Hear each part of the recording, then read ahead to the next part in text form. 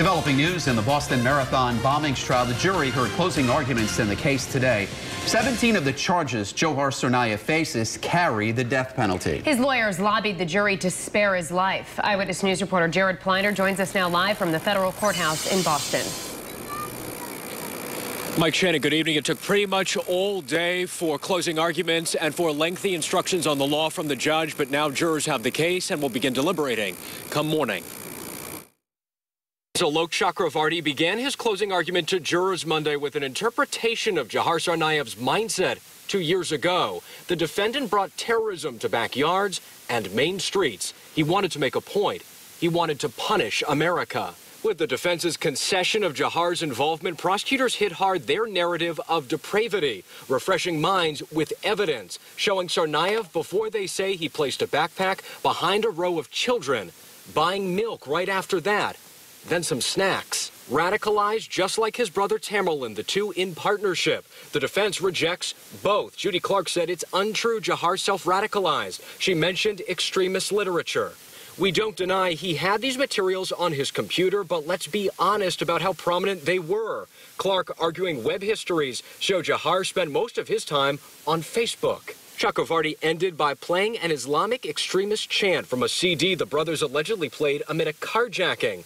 The cry hauntingly filling an American federal courtroom. Now, ladies and gentlemen, Chakravarty said to the panel, it's time to hold him accountable. A penalty phase would follow conviction, and coming up at 6, we're going to take a closer look at that brotherly relationship, that concept, and what both sides communicated to the jury about it. Live in Boston with the Mobile Newsroom, I'm Jared Pliner, Eyewitness News. Now we turn to the Boston Marathon bombings trial.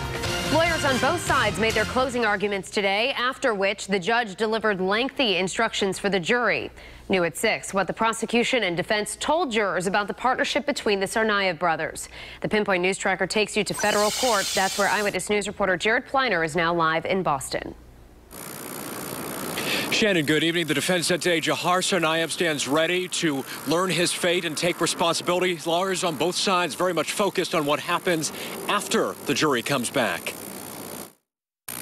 Warring narratives on a brotherly relationship as the U.S. government and Johar Tsarnaev's attorneys presented closing arguments Monday. Neither theory is new, but with a penalty phase looming, both sides are sharpening their approaches. Prosecutor Aloke Chakravarty said Johar and Tamerlan were a true team. While one was shooting, the other was lighting and throwing the bombs, Chakravarty told the panel, but the defense's Judy Clark turned everyone's eyes to the brother no longer alive. The evidence is that Tamerlan built the bombs, Tamerlan killed Officer Collier, and Johar followed. But what does that matter if Johar planted his own bomb? Something the defense admits. It matters because you're entitled to know the full picture, Clark said. And Chakravarty, practically shouting, wound up his closing by going back to the infamous boat writings, a purported confession, declaration of faith, and plea for martyrdom. He was making a statement, an eye for an eye. That's what he read, that's what he said, and that's what.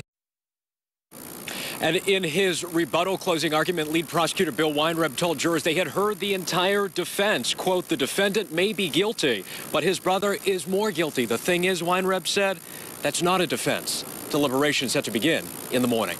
Live in Boston with the Mobile Newsroom tonight, I'm Jared Pliner, Eyewitness News.